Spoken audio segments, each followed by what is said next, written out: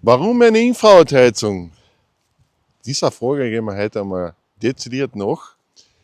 Herzlich willkommen im neuen Video. Warum eine Infrarotheizung? Warum die Sonne? Ihr alle kennt die Sonne.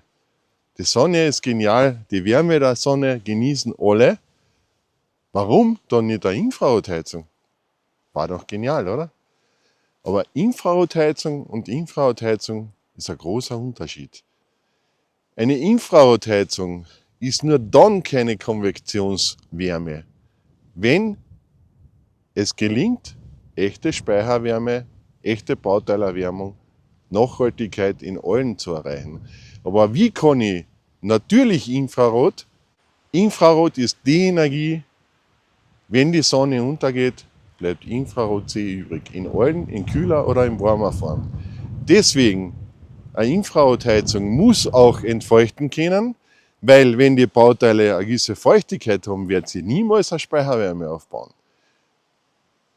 Eine Infrarotheizung braucht eine hohe Reichweite, dass sie überhaupt die Bauteile erreicht. Wie soll das bitte funktionieren, wenn ich jetzt eine Deckenplatte habe, wo ich nur meinen Hasenkopf habe und bis nicht einmal bis zum Boden die Wärme langt, weil keine Reichweite da ist, wie willst du da eine Speicherwärme erwärmen?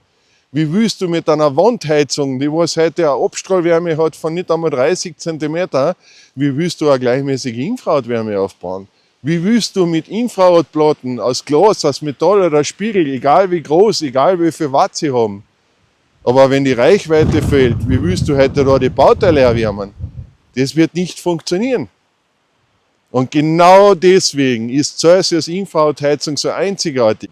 Infrarotheizung ist nicht gleich Infrarotheizung. Genau deswegen, wir haben über unsere Kristallglasfrequenztechnologie eine hohe Reichweite auf 12 Meter Raumtiefe. Wir arbeiten mit der Reflexion und Rückreflexion von den Bauteilen. Durch diese Reflexion und Rückreflexion haben wir eine Bauteilerwärmung in allen. Wir haben eine sogenannte Entfeuchtung auf bis zu 20 cm Mauerwerktiefe.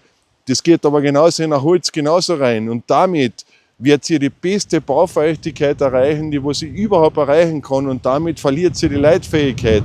Und genau deswegen kann ich jetzt da im kalten Winter in den Berg momentan das Video aufnehmen, keine Feuchtigkeit hat, weil hätte ich jetzt was Nasses an, würde ich sofort auskühlen. Das ist bitte Infrarot. Ihr müsst genau auf das achten, dass wenn die Bauteile nass sind, werden die Kälten von außen nach innen gleitet und die Wand wird innen kalt abstrahlen. Und ihr könnt 10-mal drinnen eine warme Luft erzeugen und das werden heute 90% der Infrarotheizungen haben. Deswegen habt ihr ja auch ein Raumthermostat als Steuertechnik. Ein, aus. Warme Luft ist warme Luft. Und dann habe ich heute die warme Luft erreicht, dann schaltet der Thermostat aus. Das heißt, ein, aus ist bitte nur ein Thermostat. Aber das ist nur Konvektionswärme, das ist schnelle Wärme. Celsius ist eine nachhaltige Wärme, aber es ist keine schnelle Wärme. Speicherwärme muss ich aufbauen. Ich muss heute auch die messen können, deswegen haben wir unsere Digitalsteuerung oder auch unsere neue Wi-Fi-Steuertechnik. Aber es geht um Speicherwärme, es geht heute um nachhaltige Wärme und es geht heute dahin, den Stromverbrauch in Stufen vollautomatisch zu regulieren. Und das ist Hightech und das ist Celsius. Und deswegen schaut rein auf www.infrarothimmel.at, tut unseren Kanal liken und abonnieren und vergesst nicht, wir haben einen Shop. Bestellt euch jetzt eure Celsius Infrarotheizung, ihr kriegt es in ein paar Tagen geliefert, weil bei uns ist alles lagernd.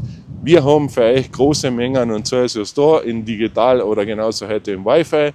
Und damit könnt ihr heute entweder ganz normal analog durchsteuern oder könnt ihr es heute eurer App über Internet steuern. Wie ihr wollt, was ihr wollt, aber Infrarotheizung ist nicht gleich Infrarotheizung und deswegen bleibt auf unserem Kanal und ich wünsche euch einen schönen Sonntag. Viert euch.